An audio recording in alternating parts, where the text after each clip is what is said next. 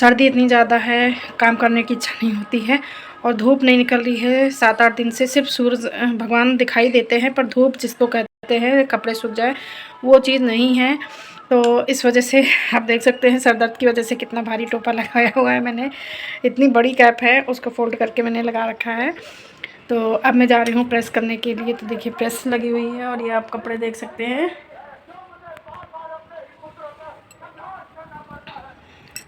सबसे समस्या है कपड़े नहीं सूख रहे हैं, तो हमें प्रेस करके कपड़े मतलब समझ में नहीं आते सूखे हैं या गीले हैं।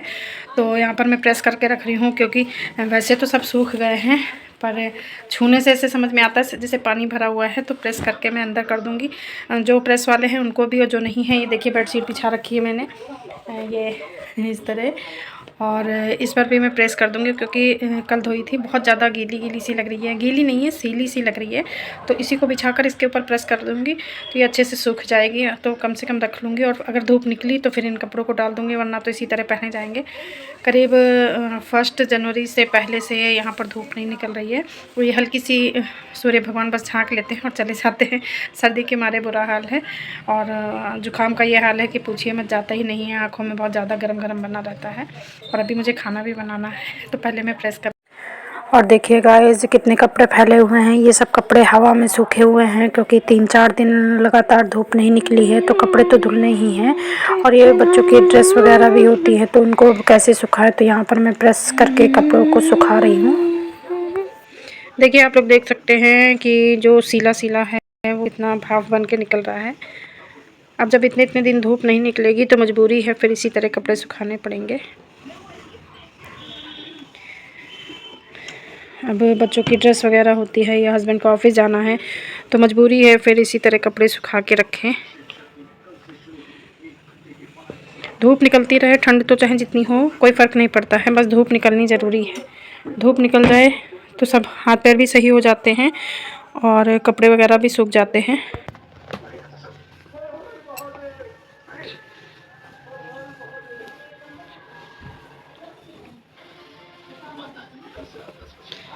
देखिए कितनी भाप निकल रही है। ये जो सीलापन है, जहाँ पर मोटा हिस्सा है ज़्यादा भाप निकलती है।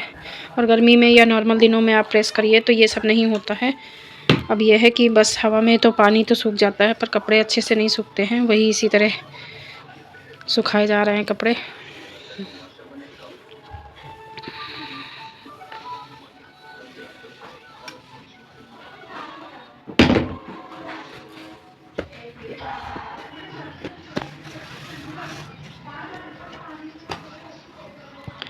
ये बेटे की स्कूल ड्रेस है।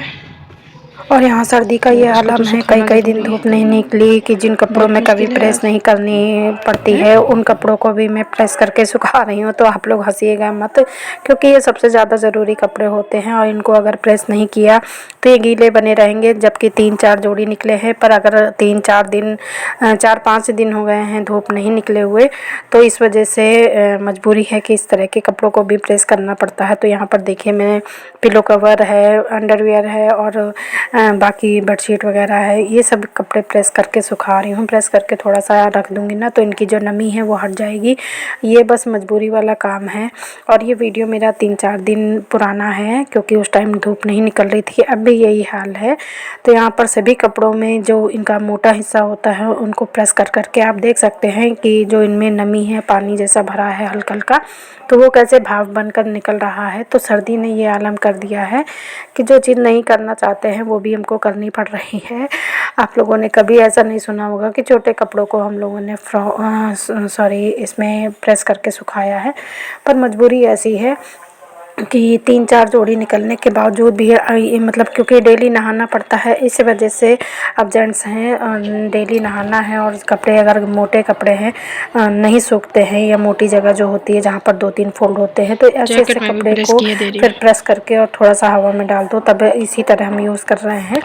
अगर डेली धूप निकल रहा है तो कोई दिक्कत नहीं। और ठंड का ये आलम है, देख सकते हैं, क्योंकि ये ब्लॉग मेरा शाम का है। तो देखिए 6-7 बजे का टाइम है और दोनों भाई आंगन में आग जलाने जा रहे हैं, क्योंकि ठंड बहुत ज़्यादा हो रही है। क्या मुंह सेक रहे हो क्या?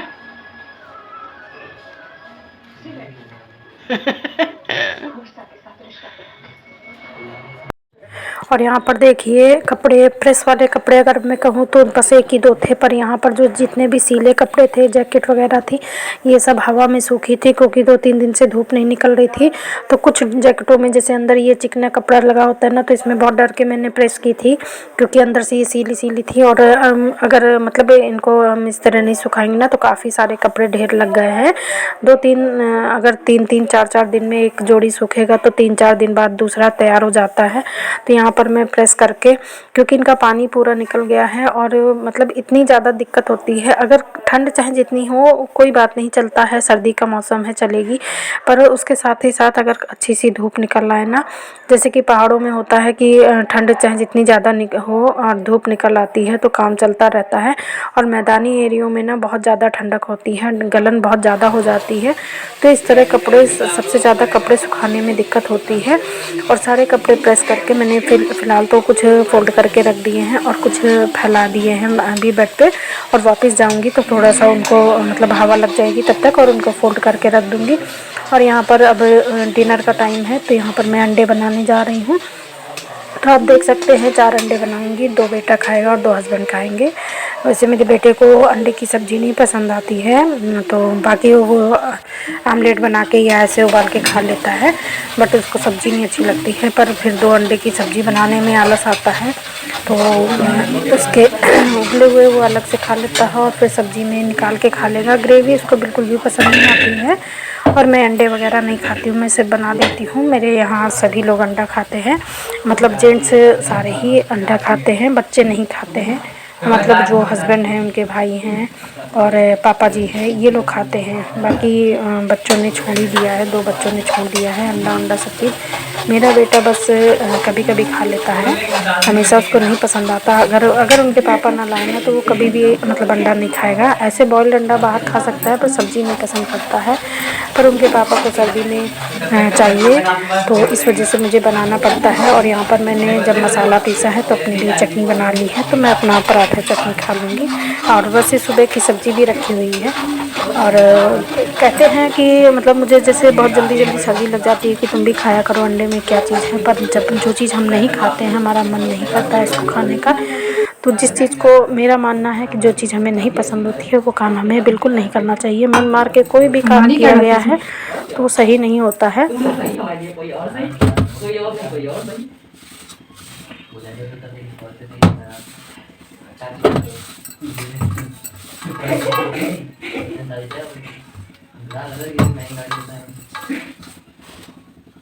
क्या फायदा बताएं। ये लोग सपना देख रहे थे लड़कियों का नहीं, कितनी मोटी आसामी आ रही है ये देख रहे थे, उस चक्कर में ये देखना ही भूल गए। इनकी वाली बहुत मोटी है दीदी, बड़ा कमरा बनवाओ। बड़ा समय बताएगा, वो समय बताएगा। ये सब तो दीदी दहेज बड़ा देखो, इतना बड़ा दहेज 4 लाख लग के तुम ना घूम फिर के चाची पे क्योंकि चाची के दांत चाची पे नहीं आ रहा है। ऐसे बोला इतना बड़ा दहेज है, दहेज नहीं पूरा मेरा ही है। इतना होता है कि 10 माह तो अपनी टेंशन नहीं होता है। मैं कितना लगा ये ऐसे मेरे तो क्या हो गया नहीं, चाची तुम्हारी है 2 लाख नहीं चाहिए पैसे, तुम्हारी चाची तुम्हारी नहीं, तुम्हारी चाची नहीं तो पैसा रखे ना, पैसे के आगे सब ऐसे नहीं है, वैसे नहीं है। जब हो रहा था ऐसे नहीं है, वैसे यहाँ पर मैंने अंडे की सब्ज़ी छौंक दी है, अंडा करी बना रही हूँ।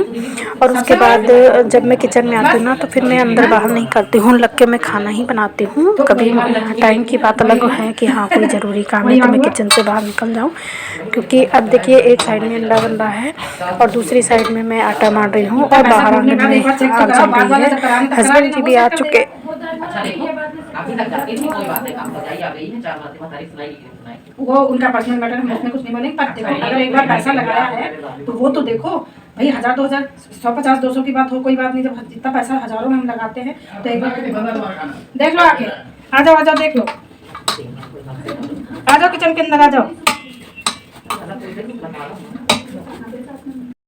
और यहाँ पर आप लोग सुन सकते हैं कितनी सारी आवाज़ें आ रही हैं। जैसे कि पहले दिखाया मैंने कि आंगन में आग जल रही है, दोनों देवरानियाँ बैठ गई हैं, दोनों बच्चे बैठे हुए हैं और हस्बैंड आ गए हैं। तो इस वजह से मैं फटाफट से रोटियाँ बनाऊँगी।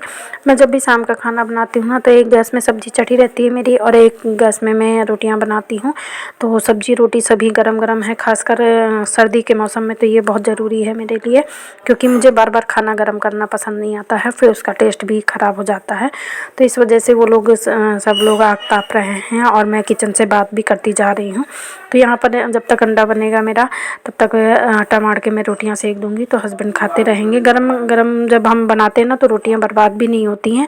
और ठंड का मौसम है, वैसे तो मैं नपा-तुला आटा मारती हूँ, ज़्यादा नहीं मारती हूँ कि मतलब आटा नहीं बचना चाहिए। मैं रखा हुआ आटे की जल्दी रोटियाँ नहीं बनाती हूँ, पर अगर बच गया, अगर 1-2 रोटी का बच भी गया तो उसमें कोई दिक्कत नहीं है। मतलब सर्दी के दिन है, वैसे भी ख़राब नहीं होता है। पर मेरा मानना है कि कोशिश यही करनी चाहिए कि खाना ना गर्मा-गर्म हो और ताज़ा खाना हो।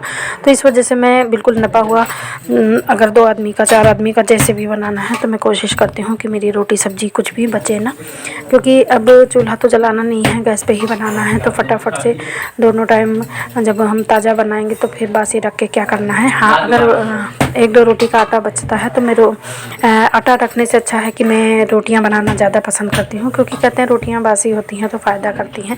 पर आटा अगर 2 घंटे 3 घंटे से ज़्यादा हो जाता है तो वो धीरे धीरे नुकसान करने लगता है। तो यहाँ पर टाइम पास भी हो रहा था, आप लोग समझ ही सकते हैं कि कितनी हंसी मजाक हो रही थी, और मैं अपने काम में भी लगी हूँ। बस 3 लोगों की रोटी बनानी है, उसके बाद फिर जाके हम आग सेकेंगे।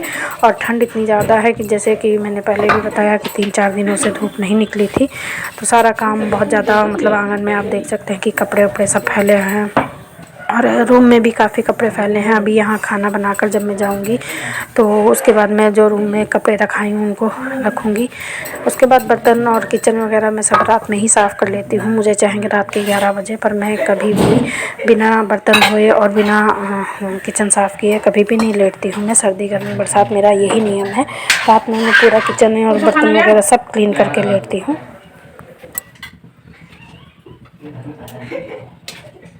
हमसो अपनी बातें करो बस। मैं नहीं करता, ये बोल रहा अभी तो ये बात घर में तो एकदम सच में ना पैदा हुए लोग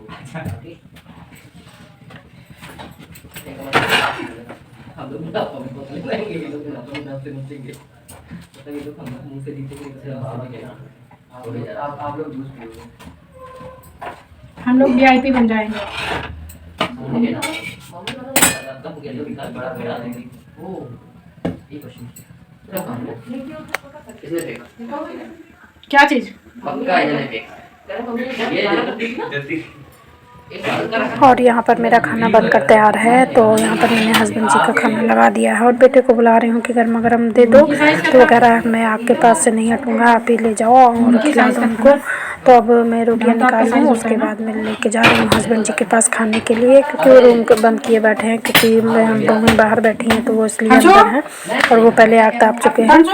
मजाक मजाक की तरह बस। नहीं वो बाबू बुला रहे हैं ये सोना के दांत लगवाएंगे सोने के, मैं सोना के दांत सोने के नहीं क्या है कि जब तक दिक्कत हो रहा है वो आगे आगे इसके साथ नहीं आगे चल के सोने के लगाने का मारते हैं, तो लेना तो ये रात निकाल दिया। हर्षो खाना दे आओ।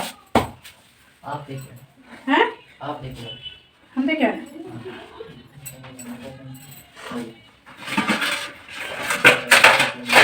डेंस जगह पे बैठे हैं आप, जाओ तो भैया हैं तो मोबाइल में खाते हाँ वो घर में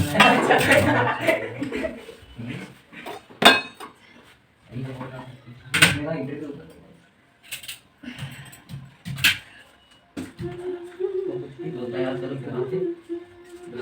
तो यहाँ पर डिनर बनकर रेडी है। तो आप लोग भी, जो लोग नॉन वेज हैं या अंडा करी खाते हैं वो लोग आ सकते हैं, और जो लोग शुद्ध शाकाहारी हैं मेरी तरह, तो उनको मैं चटनी पराठा के लिए नहीं बुलाऊंगी, उनको मैं कल इनवाइट करूंगी आप लोगों के साथ, क्योंकि फेस्टिवल शुरू हो रहे हैं तो फिर आप लोग बाद में आइएगा। और अभी फ़िलहाल तो अंडा करी वाले लोग आ सकते हैं और गर्मा गर्म डिनर कर सकते हैं। तो यहाँ पर देखिए मैं हस्बैंड जी को देने गई हूँ और वापस आ गई हूँ, अब रोटियाँ सेकती जाऊँगी और वो खाते जाएंगे।